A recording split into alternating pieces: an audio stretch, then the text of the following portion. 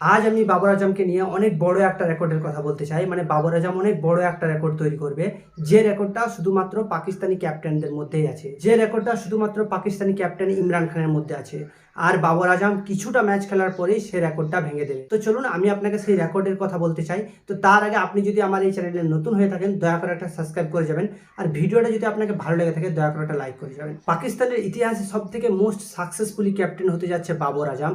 কিভাবে সেটা আমি আপনাকে আজ দেখাবো। পাকিস্তানের টপ 5 ক্যাপ্টেনের লিস্ট দেখাচ্ছি, যে টপ 5 মানে যে 5টা ক্যাপ্টেন পাকিস্তানের জন্য সব থেকে বেশি ম্যাচ জিতিয়েছে। তো দেখুন, টপ 5 ক্যাপ্টেন: বাবর আজম 2 নম্বরে, ইমরান খান 1 নম্বরে। ইমরান খান 187টা ম্যাচ খেলে 89টা ম্যাচ জিতেছে এবং বাবর আজম 134টা ম্যাচ খেলে 78টা ম্যাচ জিতেছে। বাবর আজম লস করেছে 44টা ম্যাচ, মানে 44টা ম্যাচ হেরে গেছে, এবং ইমরান খান লস করেছে 67টা ম্যাচ।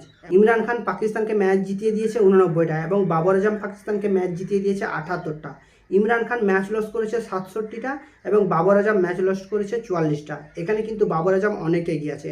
বাবর আজম যদি 187টা ম্যাচ খেলে তাহলে কিন্তু ইমরান খানের রেকর্ড ভেঙে দেবে। এখানে আমি টপ 5-এর কথা বলছি। টপ 5-এ দেখুন, সব থেকে বেশি যে ম্যাচ জিতিয়েছে সে হচ্ছে ইমরান খান।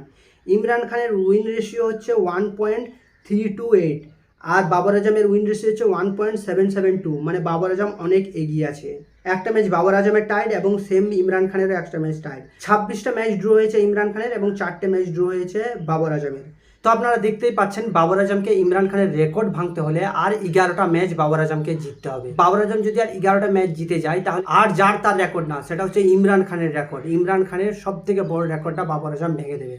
তো চলুন, আশা করি আমি আপনাকে বোঝাতে পেরেছি বাবর আজমের বড় রেকর্ডটার ব্যাপারে। তো আজ এই পর্যন্তই, দেখা হচ্ছে পরের ভিডিওতে। এবং আবারও বলছি, আপনি যদি আমার চ্যানেলে নতুন হয়ে থাকেন, দয়া করে একটা সাবস্ক্রাইব করে যাবেন।